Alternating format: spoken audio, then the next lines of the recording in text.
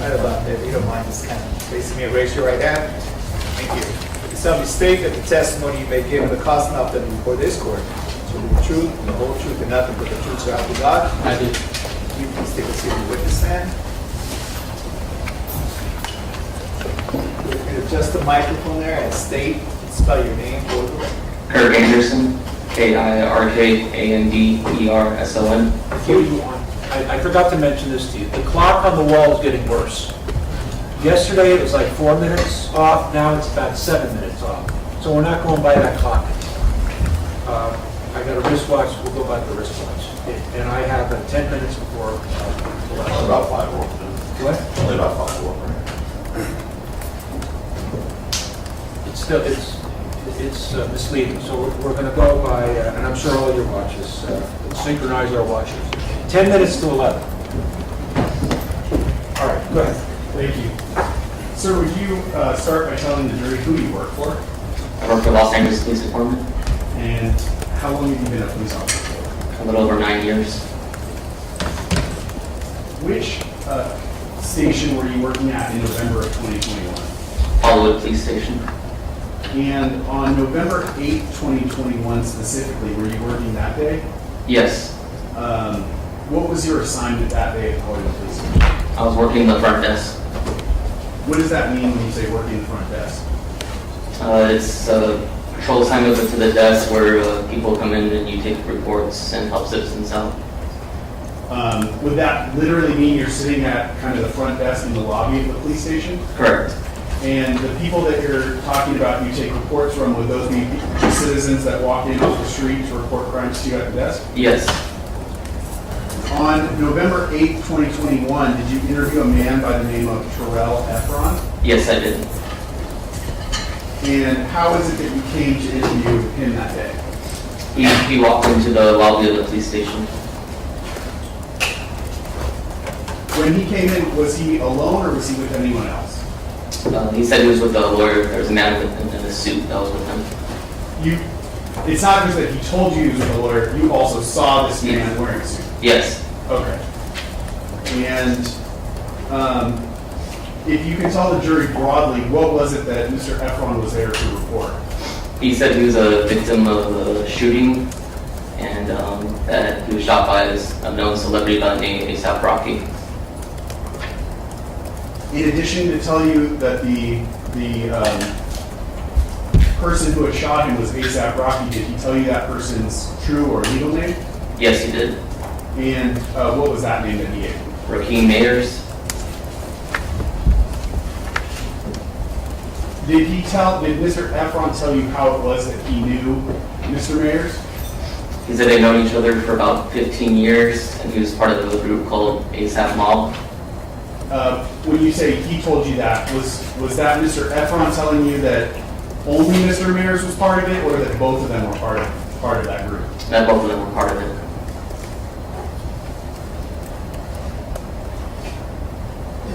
Before we get to actual shooting that Mr. Ephron told you about, did Mr. Ephron tell you about anything that happened just prior to the shooting between him and Mr. Mayers? Ephron said that he heard that A$AP Rocky was talking bad about him over the cell phone, and that was the day prior to the shooting.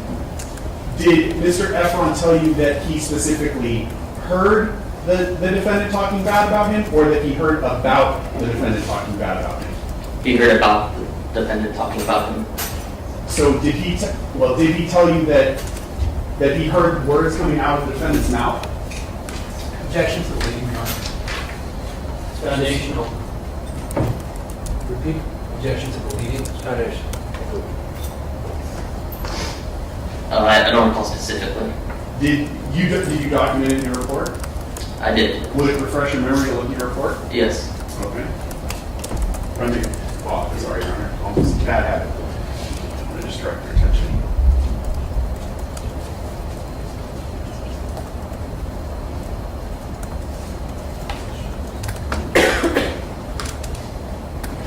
Does that refresh your memory to what Mr. Ephron told you? Yes. And did he tell you that he specifically heard Mr. Mayers talking bad about him, or that he heard about Mr. Mayers talking bad about him? He stated that he heard Mr. Mayers was talking bad about him. Okay. Did he give you any more information about how it was that he overheard that information? He did not. What did Mr. Ephron tell you that he did after he heard Mr. Mayers talking bad about him? He sent a text message to a friend that he said ASAP Rocky was being fake. And did Mr. Ephron tell you that that friend was a mutual friend of theirs or just his own personal friend? I believe it was a mutual friend.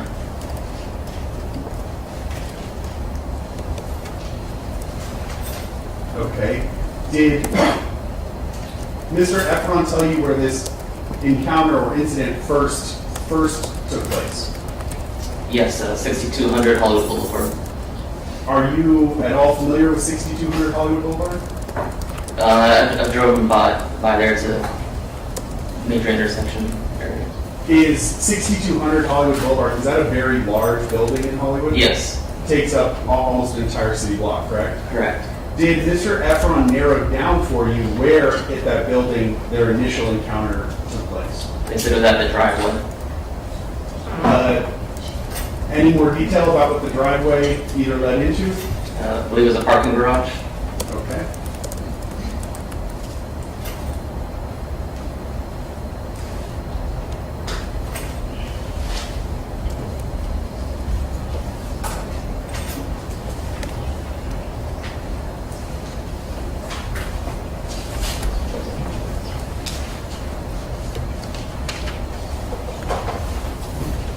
Did Mr. Ephron tell you when that meeting at the parking lot took place in reference to when the phone call was that he overheard where Mr. Mayers was talking bad about him?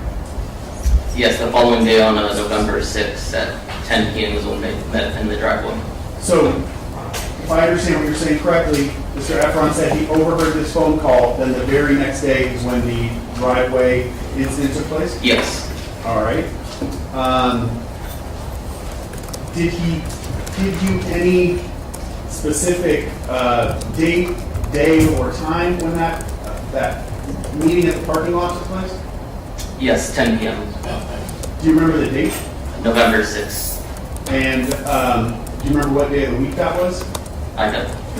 Would you have documented it in your report? I don't believe the specific day is Okay. But November 6th of 2021? Yes.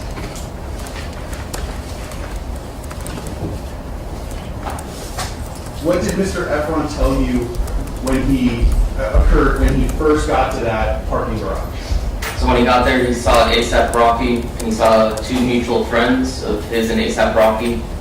One he said name was ASAP Ills, and the other one I believe goes by the name of 12B. Did he tell you that those two men, Ills and 12E, were with Mr. Mayers? Yes. Okay, and then what was the next thing that he told you happened? He said from about 5 to 10 feet away, ASAP Rocky pulled out a black handgun from his waistband and told him, "What's up now, pussy?" Okay. What did he tell you happened immediately after that? He then pointed the handgun at Ephron and said, "I will kill you right now," approximately 2 to 3 times. And then what did he tell you happened after that? ASAP Ills and 12B tried to intervene and de-escalate the situation, and they all walked over together to the area of Selma and Vista Del Mar. Did he tell you who, if anyone, was the first person to walk away? They were in front of him when they were walking to that location. When you say they, who are you talking about? ASAP Rocky, ASAP Ills, and 12B. All right. And what did Mr. Ephron tell you he did after that first altercation at the parking garage? Once they got to the area of Selma and Vista Del Mar, he said ASAP Rocky turned around and fired approximately 3 to 4 shots at Ephron. Okay. Before we get there, I want to go back to the parking garage really quickly. Did Mr. Ephron tell you at any point that the defendant specifically pointed the handgun at him. Yes. He told you, or yes, that he did? What did he tell you with regard to that? After he said, "What's up, pussy?" he pointed the handgun, and he stated, "I will kill you right now." Okay. That was when you, okay, thank you.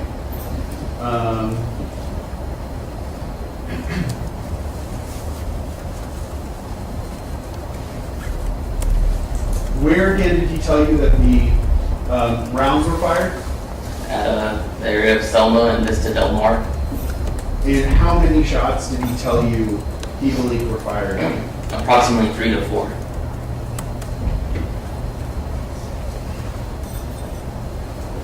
Did he tell you whether he was struck by any of the gunfire? Yes, he said he was struck in his left hand knuckles area. When he walked into the police station, you had a chance to observe him, obviously, correct? Yes. Could you see any injury to his left hand knuckle area? I did see an injury to his hand knuckles. Okay.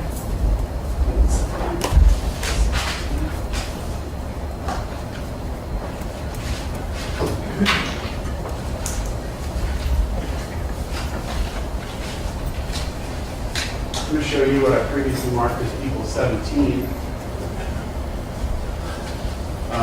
You recognize what you see there? Yes, And does that appear consistent with the injuries that you saw to Mr. Ephron it on does. November 8th?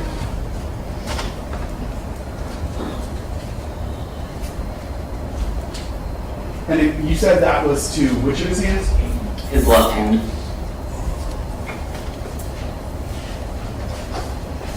Okay.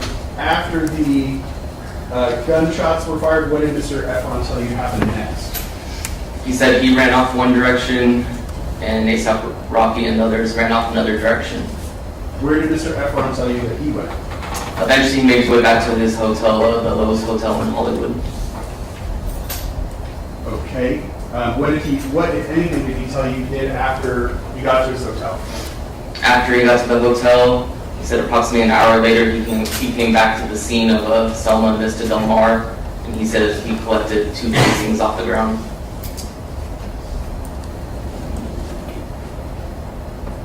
Did he tell you at all about documenting where he observed those 2 cartridge casings? Yeah, he provided a photo of the casings on the street. Did he actually show you a photo? Yes. Okay.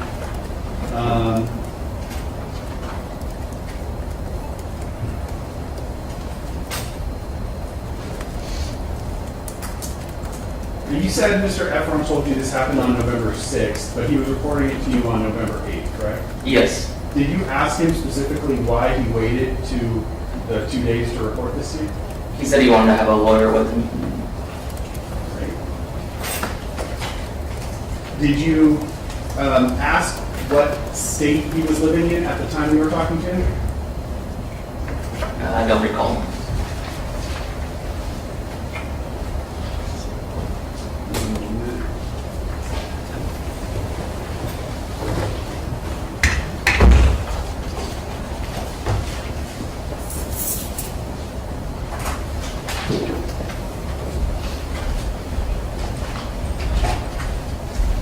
Direct you to the top cover page of your report if that assists you in refreshing your recollection. Yes. What state did he say he was living? New York.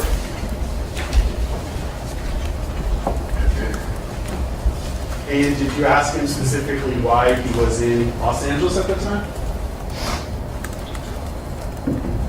I don't recall. Okay. You said that Mr. Ephron, at the time he walked into the police station on November 8th, he had 2 fired cartridge cases with him, correct? Yes, he did. Can you describe that in more detail for the jury? It was 2 steel casings. It said 9mm Luger on each of them. How did he have it? It was in a black plastic bag. Okay. And did he physically give them to you? He gave me the plastic bag, and I took them out of the plastic bag. What did you do with them after you received them? It was booked as evidence, so I put them inside of an evidence envelope, and then I sealed it and wrote the information on the envelope. When you say you booked it as evidence. What is that? Can you just describe for the jury what exactly that means? So it gets sealed up. I write my name on the envelope. I write the contents inside of the envelope. Then it gets assigned a DR number, which is specific to this case. And then it goes inside of for at Hollywood Police Station, it goes inside of a closet where we store all the evidence. Do you seal it before you store it? Yes. Okay. I'm going to mark my next exhibit, Your Honor, 32. If it can just be labeled as envelope and its contents. Yes.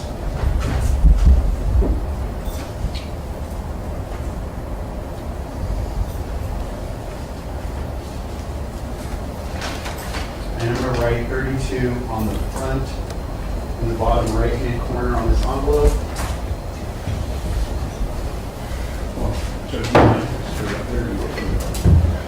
I'm going to show you first the envelope and ask if you recognize what we see here. Yes. And what is this? This is the envelope for where I seal the casings. That's the information I wrote on it. Okay, and this would actually be the envelope you filled out that night, correct? Correct. It has your name on it, correct? Yes. And your badge or serial number? Yes. Okay. You said the date is on there, correct? Correct. And a description of the contents, correct? Yes. You also mentioned this number at the top right that's labeled DR number. Yes. Is that number that we see there 2106-18784? It is. Is that number unique within LAPD to this case specifically? Yes, specifically just this case. So there will be no other case in LAPD that also utilizes that? Correct. All right.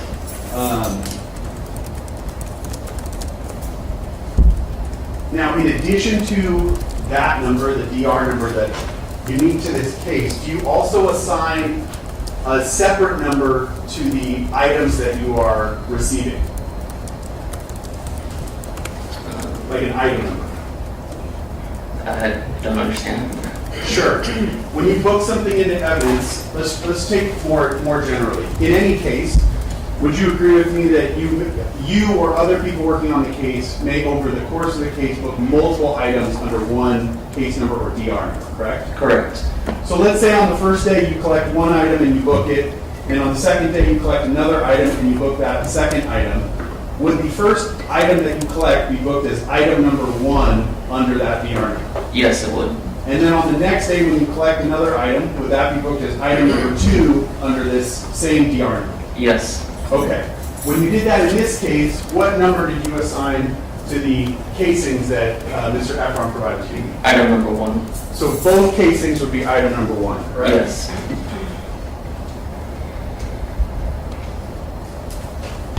Now, once you go through that whole process that you talked about, receiving the item, packaging it, putting it in the envelope, sealing it, where does it go?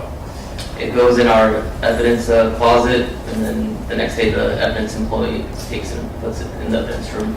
Does it go to something within LAPD called the property division? Yes.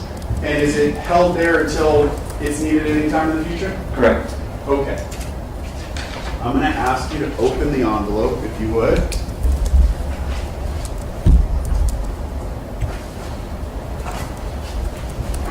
Do you have a knife or any way of opening it? Underneath.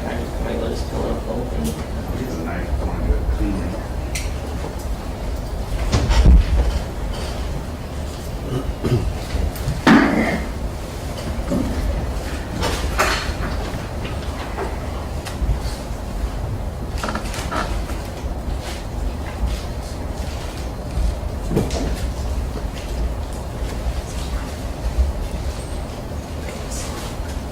You can do just on the top too.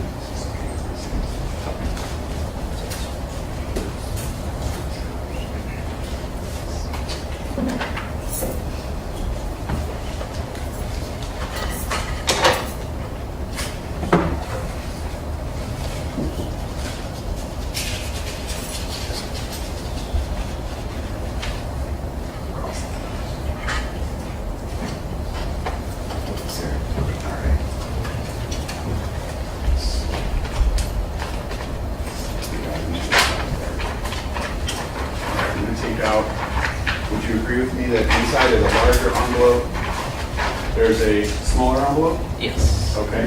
And it has a number 1 on it, correct? Correct. And it has the same unique DR number on it, correct? Correct. Okay.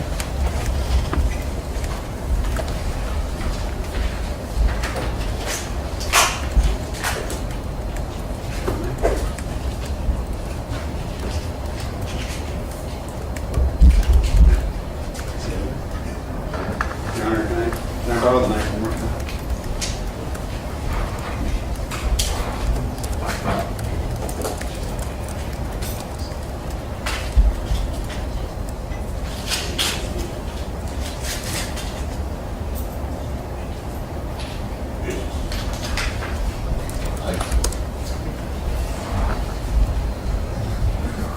Okay.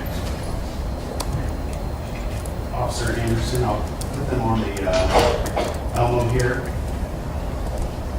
One.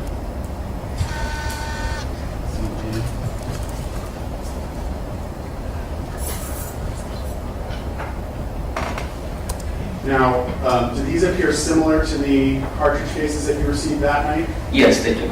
Do you specifically remember exactly the cartridge cases that were given to you? Yes, You do. And are these those same exact cartridge cases? they are.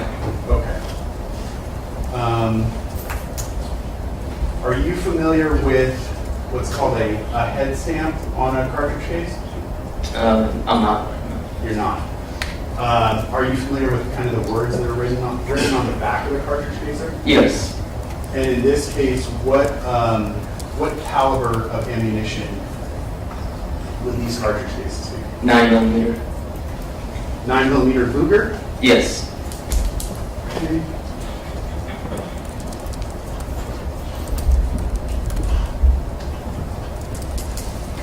So these are the same cartridge casings that Mr.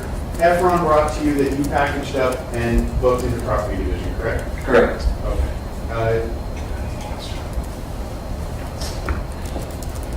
I got nothing else, Your Honor. I'm gonna, just for the record, I'm gonna put them back in the smaller envelope, and then I'm gonna put the smaller envelope back into the larger.